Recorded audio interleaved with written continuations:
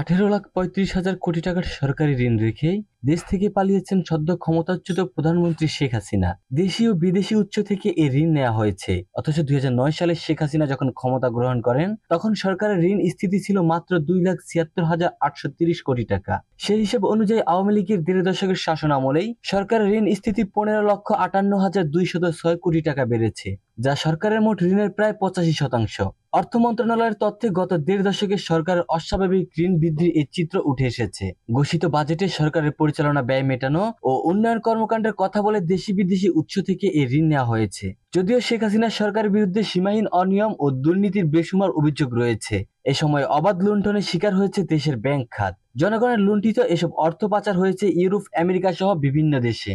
যুক্তরাষ্ট্র ভিত্তিক গবেষণা প্রতিষ্ঠান গ্লোবাল ফাইন্যান্সিয়াল ইন্টিগ্রিটি তথ্য বিশ্লেষণে পাওয়া এই হিসাব অনুযায়ী শেখ হাসিনার 1.5 দশকের শাসনামলে দেশ থেকে অন্তত 149.20 বিলিয়ন ডলার পাচার হয়েছে।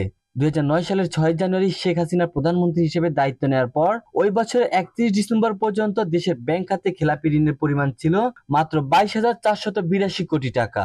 চলতি বছর মার্চে এসে খেলাপি ঋণের পরিমাণ 1,82,000 কোটি টাকা ছাড়িয়ে যায়। আর ছাত্র জনতার গণ অভ্যুত্থানে শেখ হাসিনা দেশ থেকে পালানোর সময় দেশে খেলাপি ঋণের পরিমাণ অন্তত 2 লাখ কোটি টাকা ছাড়িয়েছে বলে বাংলাদেশ ব্যাংক সূত্রে জানা গেছে।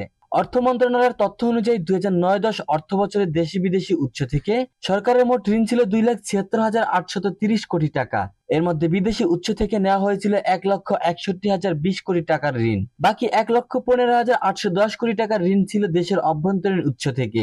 ব্যাংক খাতের পাশাপাশি সঞ্চয়পত্র সহ অন্যান্য খাত থেকে এই পরিমাণ ঋণ নেওয়া হয়। বিশ্বব্যাংকের ঢাকা কার্যালয়ের সাবেক প্রধান অর্থনীতিবিদ ডক্টর জাহিদ হোসেন মনে করেন, আওয়ামী লীগ গত 1.5 দশকে কিছু রাস্তাঘাট, ব্রিজ, মেট্রো রেলের মতো অবকাঠামো তৈরি করেছে, বিপরীতে বাংলাদেশের প্রত্যেকটা প্রতিষ্ঠান ধ্বংস করে দিয়েছে।